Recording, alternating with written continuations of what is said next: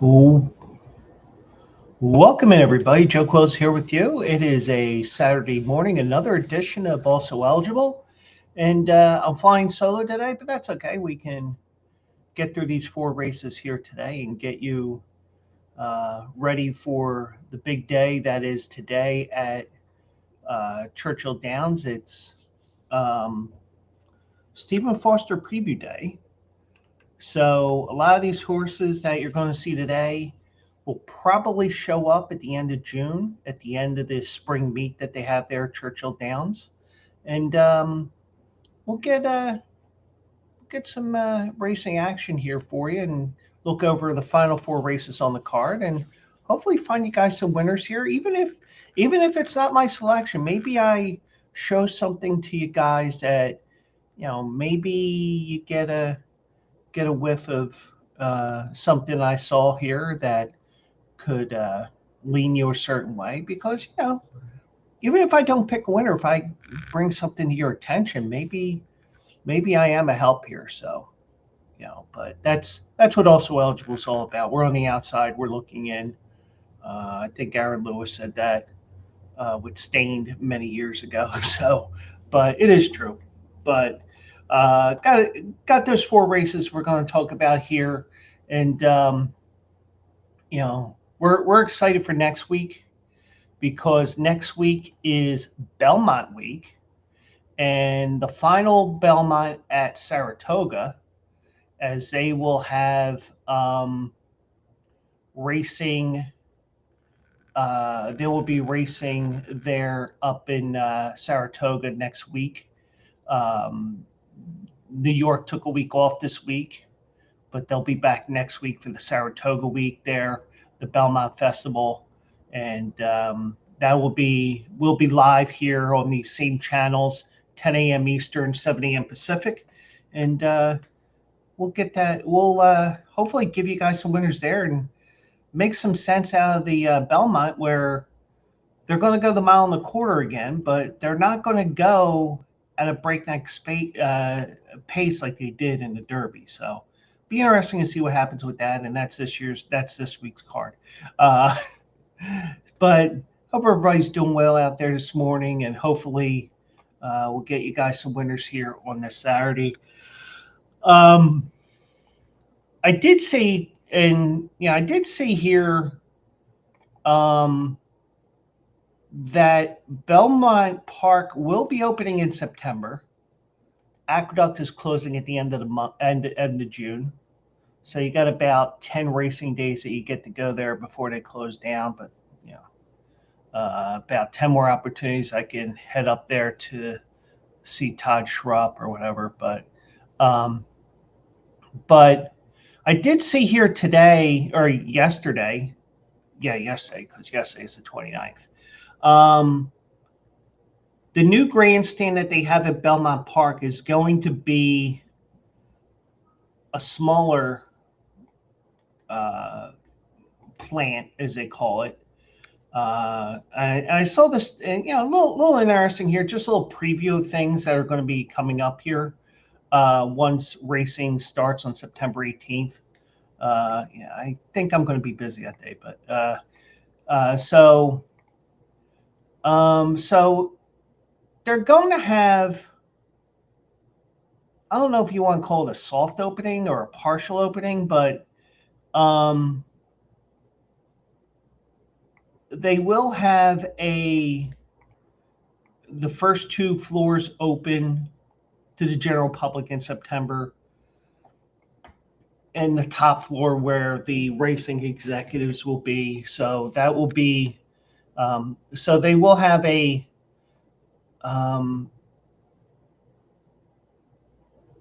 So they will have the first two floors will be open. The building will be on a limited basis to start. First two floors will be open to public. Fifth floor will be operations officials. So third and fourth floors won't be available at this time when they open in September. And David Grenning of the Daily Racing Form notes that there's certainly more work that needs to be done.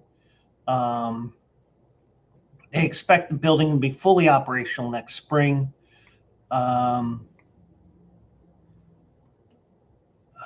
Glenn Kozak of NIRA, he's an executive vice president of operations and capital projects, said if everything comes together as planned, even with only having the 2 floors open, the experience is going to be better than we've had in the past. So never been to Belmont, so I won't be able to tell you new versus old. We'll let a lot of people from New York say that. So so the first floor, which is where they think that the everyday customer will hang out, that'll have a food court, a simulcast center, and a sports bar called Big Reds, which will have a Secretariat theme. Second floor will include outdoor box seats and will be more upscale with a turf club. There's an overlook in the center of the building with a bar in the middle enclosed by glass walls that will have a view of the revitalized paddock, more in the realm of Saratoga than the prior Belmont. Ample patio space for outdoor paddock views. So the third floor will eventually have indoor box seating and indoor dining.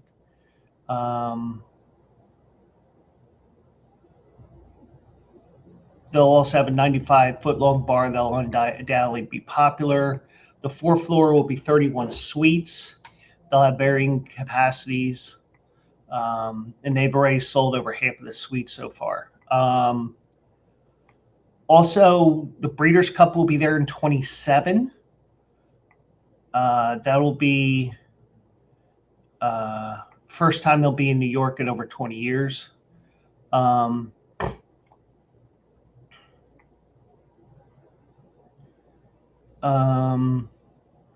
When Belmont opens in September, NIRA will cap attendance at 6,000 for the September 18th to 20th opening weekend.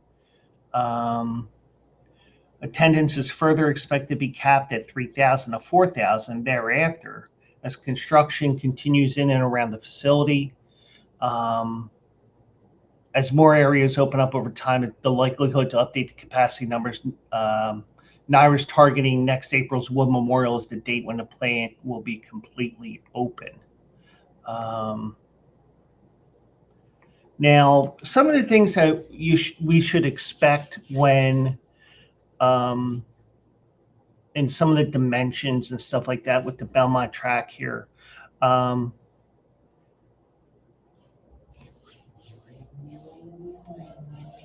They invested $100 million on the track surfaces. The 2 turf courses that they had been widened. The Widener turf, which is the outer turf, is 112 feet wide. The inner is 100 feet wide. With wider turns on both courses, there'll be additional 5 running lanes that'll be used. So that'll be interesting there. Also, the main track will have a limestone base instead of a clay base and will not be as wide as the previous one. The old setup was a 95-foot wide track. The new track will be 83 feet, and the finish line will be moved approximately 130 feet further to the east from where it was to make it an even longer stretch run. And that stretch run was about a quarter of a mile, so it'll be probably maybe a little bit more than Churchill, probably a little bit more than even Colonial Downs, because watching one of the races at Colonial Downs during the March Virginia Derby meet, I was like, man, that stretch is longer than I thought. And also, they have a 1-mile Tapeta track that's already been installed. And that's going to be used at first for off the turf races. Then from December through March, in that time frame, racing will be conducted only on the Tapeta surface. They're hoping that will improve a winter product that has deteriorated over the years. So, but that was an interesting thing that I saw yesterday, and hopefully, this thing goes as planned here, because I'm used to, I'm used to saying to myself, oh, winter's coming. kind of like how Game of Thrones, you had the advertising, winter's coming. Well, you knew winter was coming when Belmont would close for the season and they would shift over to Aqueduct. Well, I guess now it'll be winter is coming, meaning the Tapeta surface. That's where we're going to have all our races for the next 4 months. But that was an interesting thing that I saw today or yesterday, and hopefully everybody's ready for that. So it looks like if you can get in with the 6,000, it's going to be their opening weekend. Great. I would imagine probably the best thing to do is wait till April, or if they announce that they're going to update more accordingly, because I think what will happen with Belmont Park is a lot of people will go there at first. It's kind of like when a baseball team or a football team gets a new stadium. It's like, well, why are you going to see this team play? Because they're horrible. Yeah, they may be horrible, but they got a new stadium. I get to see all the stuff that they have, all the bells and whistles and this and that.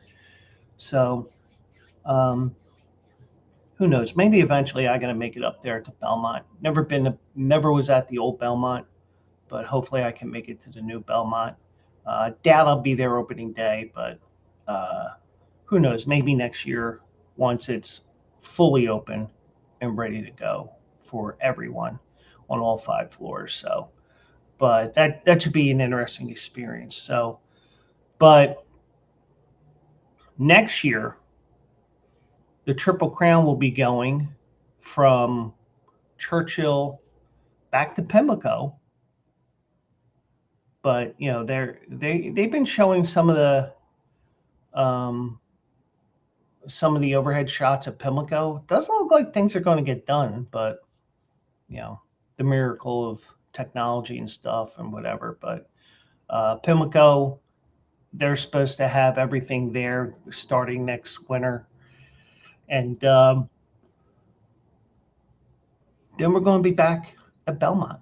So hopefully everything will be the way it should be again, and won't hear anybody complaining, and we'll see what happens with that. So, but we do have 4 races that we're going to look at today. We're going to look at races 8, 9, 10, and 11.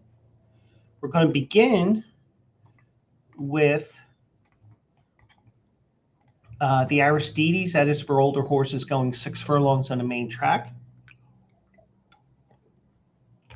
Then we'll go to the grass for the first time in race number 9, the Regret Stakes. We have a field of 9 going 1 1/8 miles. That's for 3-year-old fillies. Race 10 is the Blame Stakes, Grade 3 race, and this is the race where I think in most years you would see a couple of these horses running in the Stephen Foster. But when you got Sovereignty, White Barrio,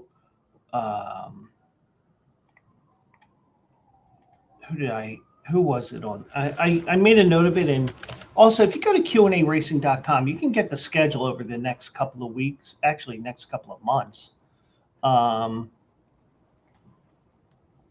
It'll be Sovereignty, White Barrio, Magnitude, and Baeza all in that race. And if things turn out well, we may even see journalism in that race. So this is looking like a Breeders' Cup Classic race, not just a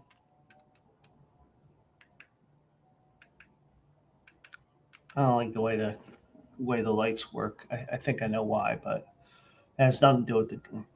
Anyways, so we, if you're one of these horses that are in this race who's probably a step below those 5 horses I mentioned, you probably will be sitting out there. So there is one thing I want to look at real quick here. Um,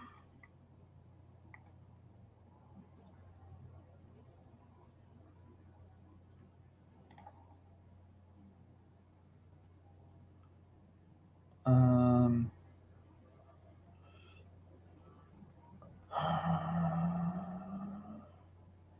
I was just looking to see here because some tracks, like for example, um, the cliffhanger at Monmouth today, that is a race for that is a race where if you win the race, you get all expenses paid to run in the United Nations. So I was looking to see if this was a race where these horses would end up running. Do they get all expenses paid? It doesn't look like that's the case here. That's some tracks do that, some tracks do not, and kind of the whole winning you're in mentality that the Breeders' Cup has, Pimlico has with the Preakness has with 2 different races for horses that haven't run in the Derby. Parks even has it for the Pennsylvania Derby. If you win if you're top 3 in the Smarty Jones, I think it is, you get in if you want to run. So that is the trend where you pay one race and, oh, you won that race? Yeah, we'll let you in. Yeah, sure. Why not? So you do have that. So one thing I'll definitely say is that's an interesting race as well.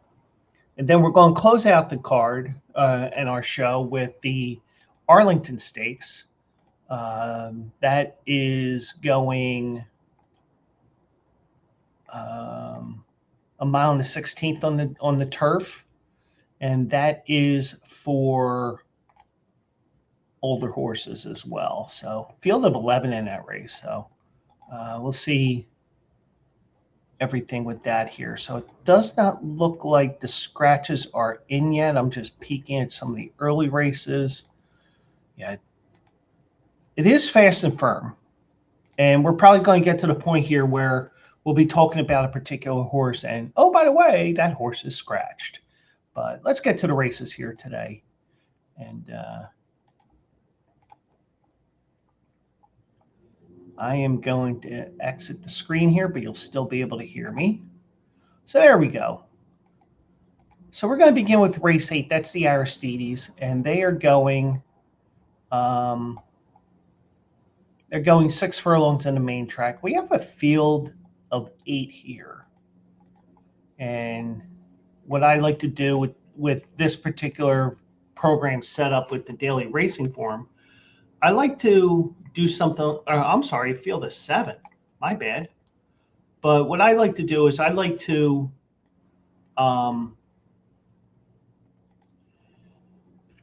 look down to see how many horses are in the race so I can get an idea of what to look for and little quirks that I have that you guys may not necessarily have. But favored in this race is Roll On Big Joe. Now, amateur me that would play a lot by names and stuff like that, this would be the horse I would play because my name's Joe and I used to be really big. And if I fell down, I probably would roll on and on and on and on. But anyways, Rolling Big Joe, second race off of a short layoff there. With the way that these horses run, I don't even know if you can call 2 months a layoff. It's just like, we'll do whatever. But Count Fleet Sprint there. And I watched this race again because I wanted to see, what happened with that race. And Madhouse, who's on the rail here for this race, just went to the lead. Rolling Big Joe was stalking down the backstretch. I mean, I don't know if you want to call it stalking. I just think that Madhouse was just too fast early on. And just could not get by, or could not, even if you want to argue that the horse was ahead of, if Roland Big Joe was ahead of Madhouse late in that race, you can argue that, he just couldn't pull away, could not get by. Whatever the right verbiage is there, it just isn't done. It wasn't done there. But this is a horse that wants to be very close to the lead, if not on it. And so, you're going to get a similar trip here like he has done here. And if he, like, for example, I think that's the Louisville Thoroughbred Society, that race where he just didn't even get to the lead, you're going to see that happen, where if he's not on the lead or not close, he's just not going to fire. So he's going to be close to the pace here, but I don't think he's going to get the lead because of this horse over here, Madhouse. And this gelding came to Parks in September, shocked the hell out of everybody at 23-1 with Paco Lopez, and then ended up going to the Breeders' Cup Sprint, faced older, didn't know what hit him in that race. That you're facing the best sprint horses in the world that day. So many horses that have run in any of these Breeders' Cup races, you can say, well, he just didn't fire, blah, blah, blah, this, that, and the other thing. But he came back in March after a 4-month break, got the winner off for the most part, went gate to wire at Tampa Bay Downs, and then shot out of the gate like a cannon and got to the lead there again and held on the win. Now, I think here, this is another horse where if he's not at or near the lead, and I think in this case it's more on the lead early, he's just not going to fire. And I think that this horse is faster than Roland Big Joe, especially in that first part of the race. And time form racing pace numbers here, I hold them with a grain of salt because some horses, sometimes these numbers lie, but also we know this from so many horse races over the years. Something strange happens. Your horse stumbles and doesn't get out of the gate quickly, or even to the point where, he just doesn't feel like running. But you get the idea. But if he's going to be on the lead, and also being on the rail like that, he's got the shortest distance between 2 points here, between the starting gate and the finish line. So keep that in mind here when you look at the action here. Now, the 2 cornucopian, I think, in my opinion, this first race that he won at Oaklawn last year, I think that this is a product of first time out at the races. And he was got to go for the lead. Don't know much better. Then he goes to the Arkansas Derby, was part of that insane speed duel, and like they said, suicidal duel, and then went to Aqueduct, didn't get the lead, but weekend there. Bob Baffert said, we're just not going to, and there may have been an injury in there, but came back in January at Santa Anita, came from off the pace. And he also had trouble in that race because he checked at the quarter pole. So it looks like from his 2 wins so far in 2026, he may have learned to rate a little bit, which may be a good thing here, especially if Roll-On Big Joe guns to the lead. If Madhouse guns for the lead. So, and you know, this may have just been a case of, you know, 150,000 people there.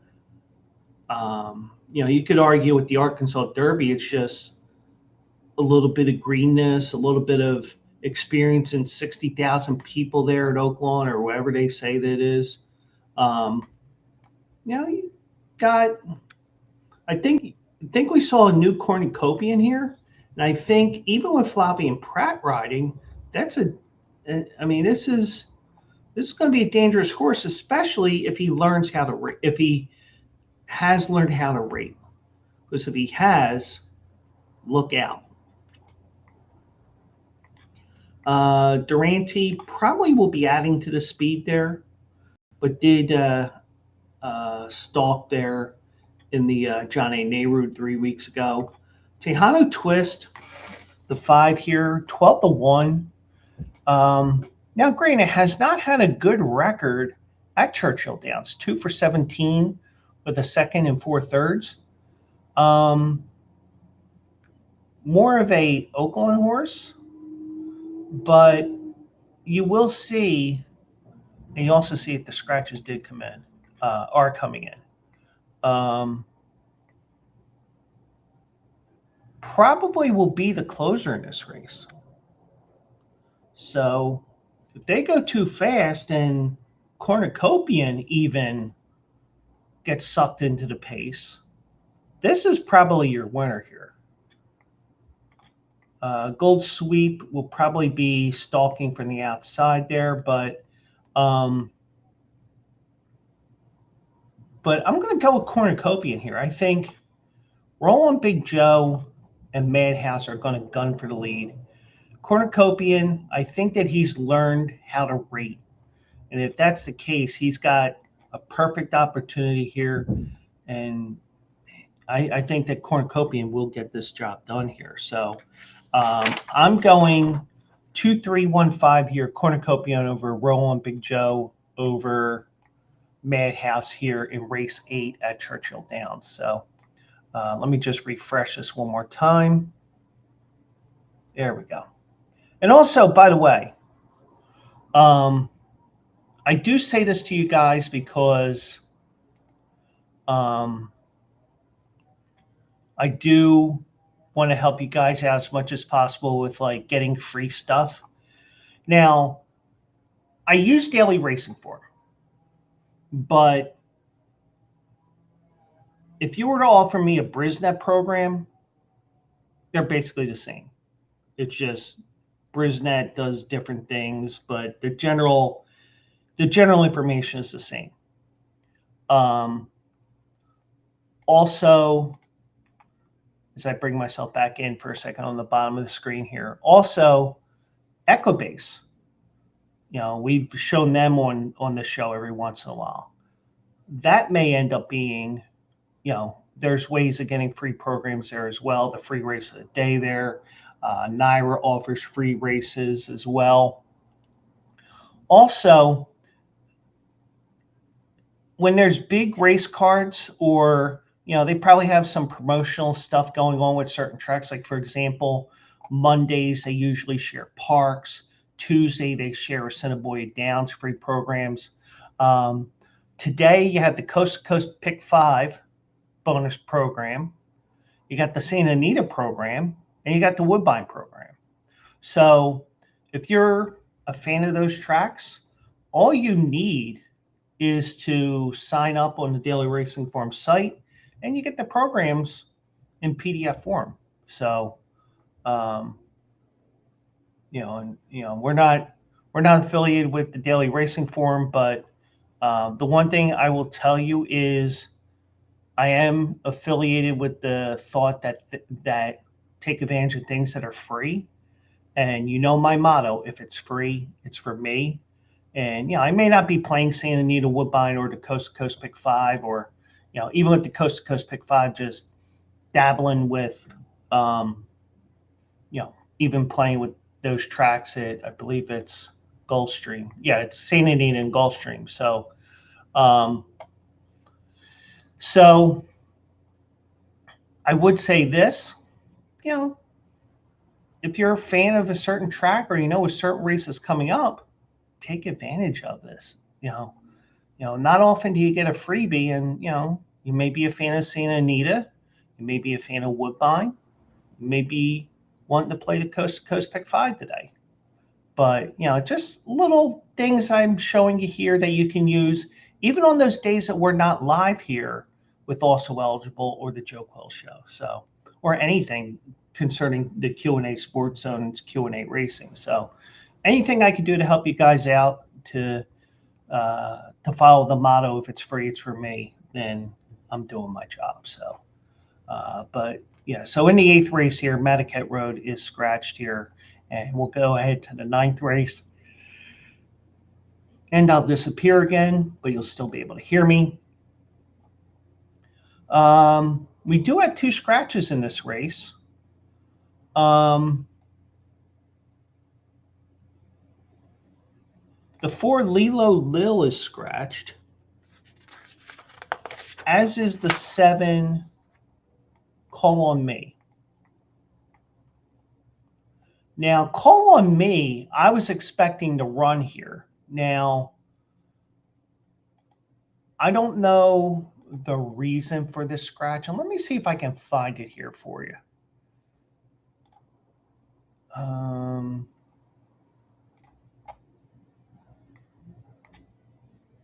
Okay, it just says stake scratch. So with a stake scratch, you don't have to give a reason. It's like, oh, we're not running. Because this horse was entered at Penn National last night and was scratched. So I was like, oh, this horse is going to run here. But apparently, for whatever reason, it appears that this scratch is more because we don't want to run in this race after all. We see what the field is like. We see this, we see that. We'll pass. So I think that's what the case is with Call on Me. Now, favorite is Tam Tam, which is the 9. Draws the outside, but only 7 horses now in the race, so it isn't like she's hung out in the 14, like some races there at Churchill Downs. Not saying it's a bad thing, but it's, you can fit up to 14 horses in the gate there at Churchill. So had the lead in this race, and this is a horse that was learning to rate a little bit, but went for the lead in the Edgewood and almost stole it at 20-1. She had the lead, she lost it, she was fighting back, only lost by a head.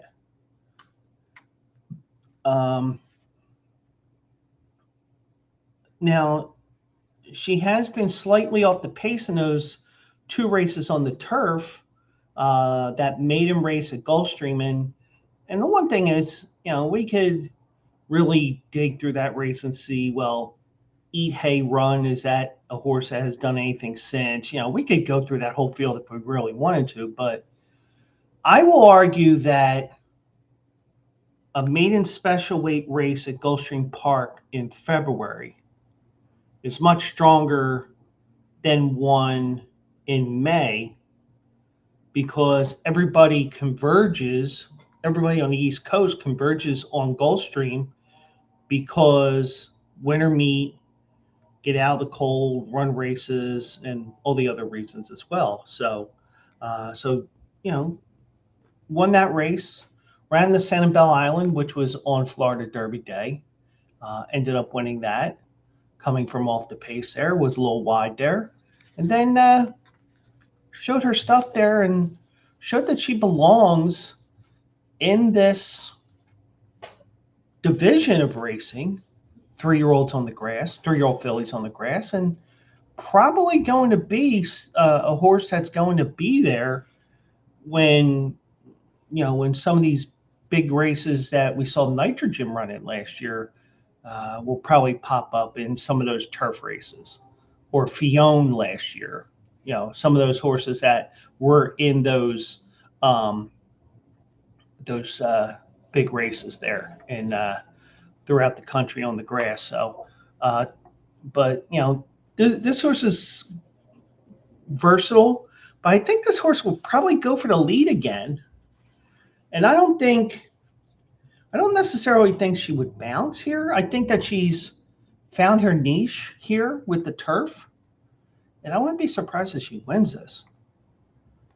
But then again, she's expected to win because she's the 5-2 favorite. Storms Lake here closed well in this race, and now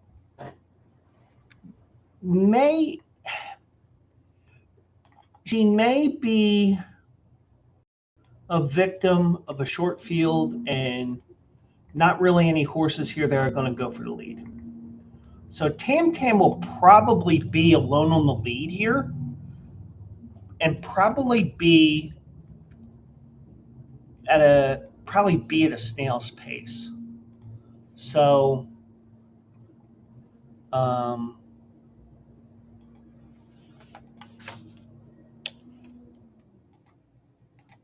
so don't be surprised if you see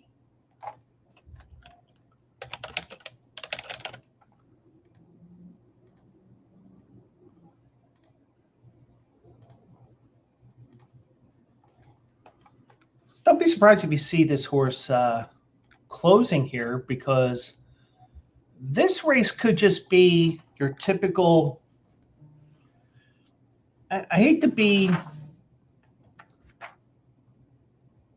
to say that racing in New York is different from other racing around the country, but a lot of times in New York, even though we're in Kentucky, obviously, it's slow,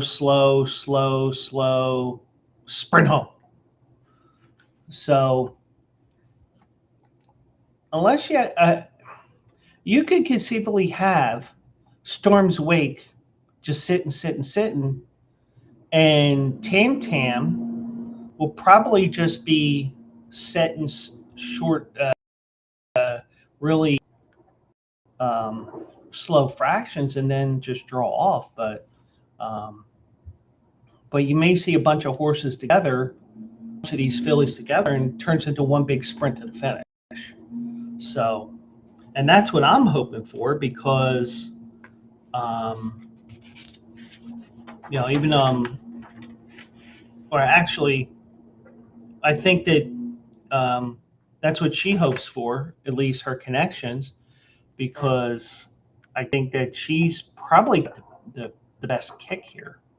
And you got a bunch of horses here that do have closing kicks here. The problem is you got a horse that can up front that will really slow things down. Now, Surprise Ending maybe goes to the front. I don't know. But Indigo Woods here, another closer here, was right near Storm's Wake at the back of the pack, made a huge run as well, had an improved run at the finish, finished 6th, but only missed by 2 lengths. So, but I would say that maybe in the same boat here, where probably needs a fast pace, but the problem is they're not going to get that fast pace. They're not going to get a contested pace unless one of these other horses ends up doing something that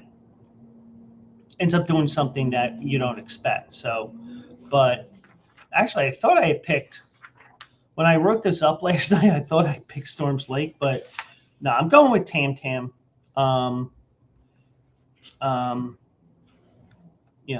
Even though I'm going by my script here, I'm like, going off in a tangent and all that, but I did pick Tam Tam in this race here. So I'm going 981 here. My fourth selection was Call on Me to get a piece here, but she's scratched here today. So, but 981 here in the regret stakes here, race 9 at Churchill Downs. Then we have the main event here of the day, which is the Blaine Stakes. And we have a big scratch there because Vibe is scratched. That was the morning line favorite, 5-2. Or I'm sorry, 9-5. Now, right now it's saying stake scratch.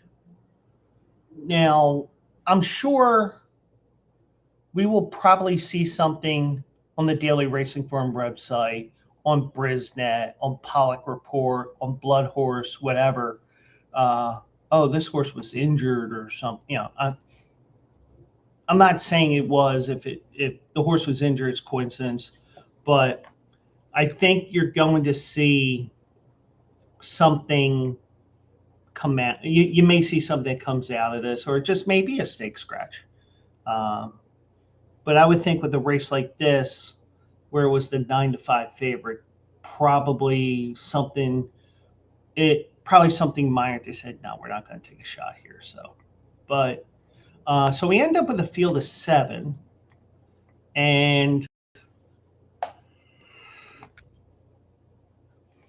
assuming the role of favoritism here,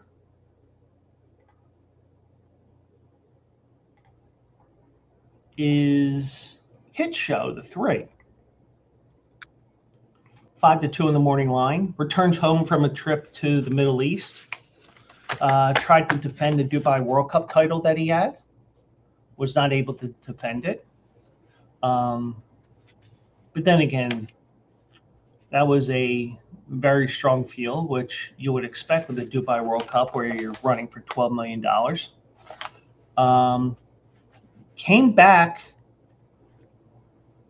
And here's sometimes why you look at past trends. Now, the thing is, sometimes you have to go against trends and stuff like that. And like, for example, when I bet certain sports, like for example, baseball, why are you betting against a team that's won 12 games in a row? Or why are you betting on a team that's lost 12 in a row? I'll tell you why. They're due. The team that's won 12 in a row is due to lose a game. The team that's lost 12 in a row is due to win one. Now, is that great handicapping skills? No. But sometimes you got to go with intuition instead of what you see here. Now, we do see here, even though he came back and won the mine shaft, that's just going from Churchill Downs to Fairgrounds. He traveled halfway around the world for this race. Well, a little bit less than halfway around the world, because he went from Santa Anita to Maidan, where he had won, but then came back to Churchill Downs. Really didn't show much in that race, but then again, you have Mindframe, Sierra Leone in that race. This race, still ran a pretty good time form rating. That goes to about maybe a 95 to 98, something in that range. But I don't necessarily think, let me rephrase it. I think that these races, the horses that go from the United States to the Middle East and back, not every horse is going to come back and win their first race out. Unless you put all the American horses in that Dubai World Cup race and you say, you guys are going to run in this particular race. But we know that isn't happening. But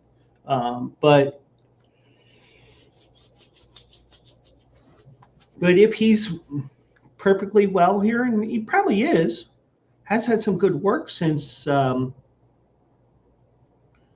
coming back. But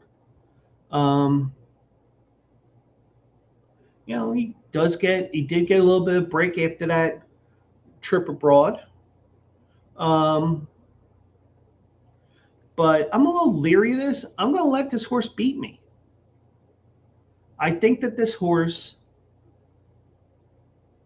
this horse is a good horse, and I wouldn't be surprised that if there's win or lose,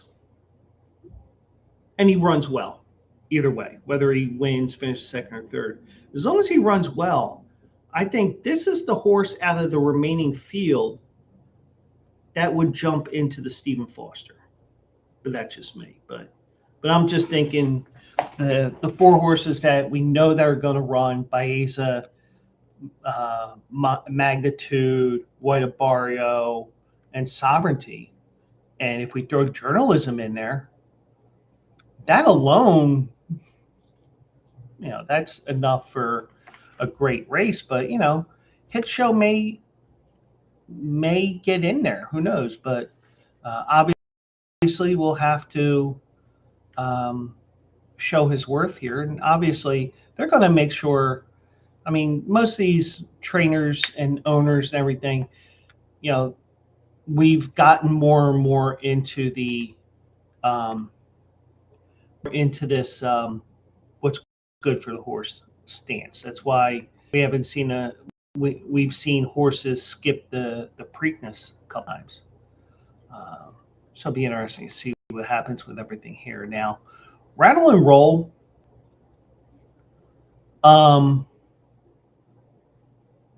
Actually had spent the whole winter last year in the Middle East. Ended up winning this Group 3 race in Saudi Arabia, won by almost 5 lengths. Came back, didn't fire in the Saudi Cup there. Then went to Dubai, didn't show much there either. Then came home.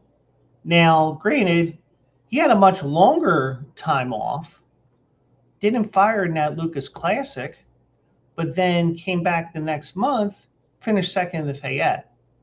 So, sometimes you see little trends here. Ran in Saudi Arabia again here, didn't run well. And ends up going back to Keeneland and had a 2-month break, so had a little time to get back into our environment and everything and taking. So I think that this horse will be able to bounce back off of this race in the Ben Ally. Did weaken that race, and these races do take a toll. But yeah, he's also 7 years old, so you can argue that at me too. But I think that this horse will be able to close in this race. I think that he will be moving late and trying to get up there late to win this race here. Now, the 2 Hall of Fame stretches back out, and pretty tough spot, if you ask me, to ask a gun runner horse to run a 7 furlong race in his first race in 8-9 months. And that was the first time he had sprinted in 3 years. Now, granted, the race at Churchill Downs here, basically that's an elongated sprint, if you think about it, because it's a 1-turn mile. But he's going to go 2 turns here. He's going to go 9 furlongs here, mile and an eighth. And second race off of the layoff. So I think that the distance helps here. He was also wide in that. He was 7 wide here. And he had a blowout winner in T.O. Elvis in that race too, where I was like, oh my God, I had T.O. Elvis here. This was a 30-1 morning line. I look and it's like 4-1. It's like, I mean, in terms of the pick 4 that I had. So, but I think this horse is worth a play here. I think that 2 turns is what he wants. Now, last year's Blame, it was, you know, he was wide there. He was floated wide. But, you know, you could be looking at a horse here that could steal this race and be ignored because of the fact of this race here. But Gunrunner is one of those horses that has one of the top, and this is also a formulator program. This is a free race of the day. So with Gunrunner, you get 7.4 furlongs per win for his offspring, which is one of the highest numbers out there. Connect, 7.2. You get the idea here. So you're going to see that those 3 are going to be the 3 to look at here. Capital Idea, I think that he's going to have some issues there. Houday, if this was running at Mahoning Valley, going a mile and a quarter, this horse wins easily. But I don't think that he's I don't think he's a, you know, even though he's been close numerous times, like in Churchill and Ellis Park, I think he's a little behind these other horses. Original Sin has won 2 of the last 3. Maybe a bounce here, but facing Stakes Company for the first time. Liberal Arts, this was the horse in the Oakland Handicap that had a neat story, how Heather Iron ended up with this horse and all that, but does like Churchill Downs, but the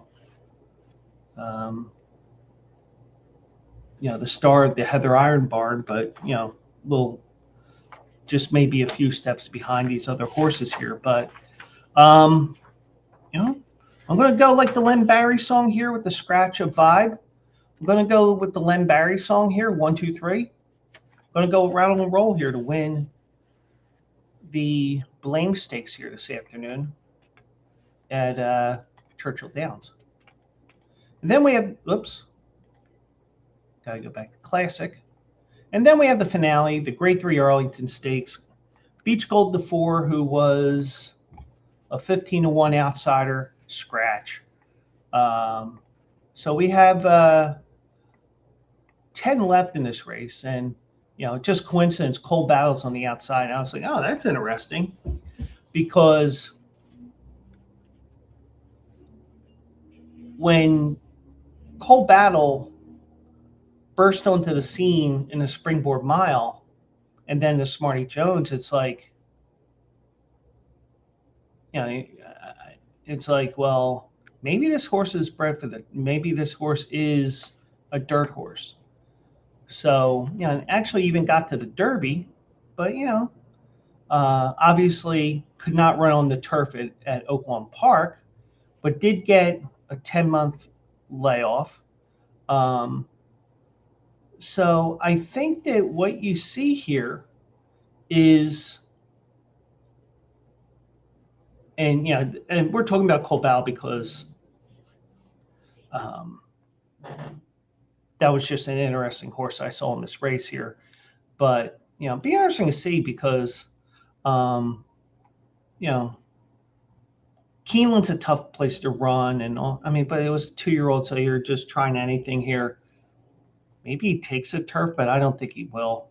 I think that he's just a horse that likes to run on the dirt here. As you can tell, he won 4 in a row here. So, but yeah, so that was an interesting horse that popped up here. So Laganos is favored, the 3, 5-2, and This 5-year-old, he was on the Kentucky Derby Trail a couple of years ago briefly, but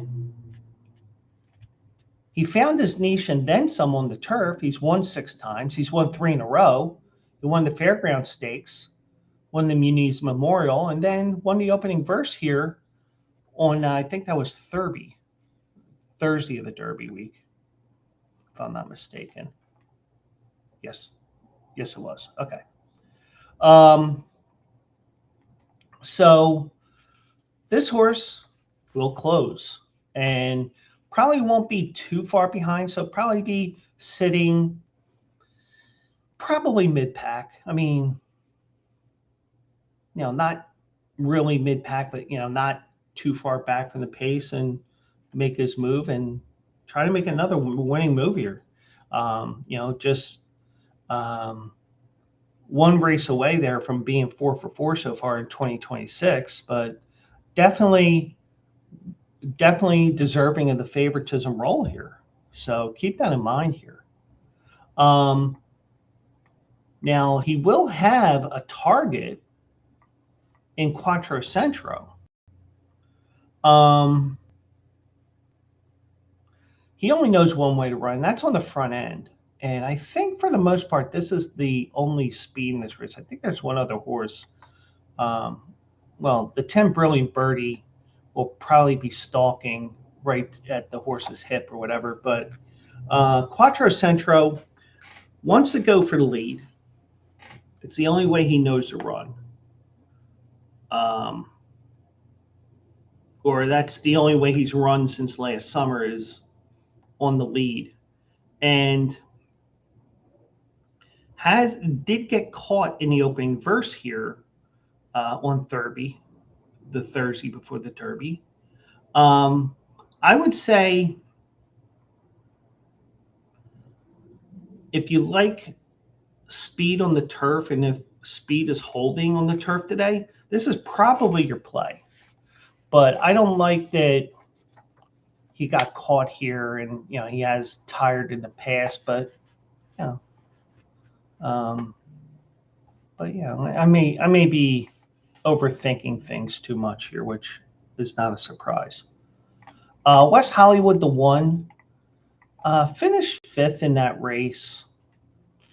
Was closing in that race here, so I think that we could see a horse here that will take advantage of the long stretch that they have there at Churchill and be closing there. Now, whether he wins or not, that's another story, but definitely going to be making himself known late in this race here. I'm just going to see if there's any other speed in this race here, even though I wrote the articles and everything last night. Anglophile, Beach Gold was scratched. I think that was a horse I was thinking, maybe goes. But Giacosa will probably be stalking. Minaret Station, no. Mercanti may be the one, but has a better late number there. Mesereau went for the lead last time out. Well, I think that may have been a case where he just got the lead by default. So it looks like Quattro Centro will be alone on the lead. So if you're that type of a handicapper and you like that front running speed on the turf, first of all, I'd say watch the other races just to see if there's any type of a bias today. But just keep that in mind. We talked about Cold Battle. Doesn't necessarily go for the lead. That Smarty Jones race, I think that was an aberration more than anything else. But Brilliant Birdie finished 5th in the Maker's Mark Mile there at Keeneland. So pretty much fitting into that 6 to 8 week window that Cherie DeVaux has had for this horse here. Third race off the layoff. Has run well in grade 1 races there in the turf mile there at Keeneland. Won the Wise Dan here last year, and did win last year's opening verse. So this is a horse that is very accomplished on the turf, 5 for 17 lifetime, and very versatile, and 5 of 6 at Churchill Downs. So definitely a horse for course here. And I think Brilliant Birdie will catch Quattrocentro here late, and will catch the 3 Laganos late here. So I'm going 10-3-9-1 here. I'm going to go with Brilliant Birdie here to win the finale at Churchill and our final race here at Churchill Downs for this Saturday. And just want to remind you as well, once again, next Saturday we'll be looking at the Belmont Stakes here. We're looking at a field of 10 right now. But we are going to get the Renegade and Golden Tempo rematch here. So all the horses that we're planning on skipping the Derby will be running in the Belmont. So we'll see. We'll take care of all that next Saturday morning at 10 a.m. Eastern, 7 a.m. Pacific. Also check out QandARacing.com, where we will have all the you'll have the information on these races that I mentioned here as well as anything comes up here and some news that we catch, some news that we want to post on the website as well. So that is it for this show. I'll be back Monday night for another edition of Joe Quill Show, and we'll be back next Saturday morning talking Belmont at Saratoga, one last Belmont at Saratoga before they head back to Belmont next year. So that's it for now. I do appreciate each and every one of you. And let's do it live Monday night. And if you're unavailable Monday night, join me back here next Saturday morning at 10 a.m. for another edition of Also Eligible here on QandARacing.com. So have a great day, everybody, and I'll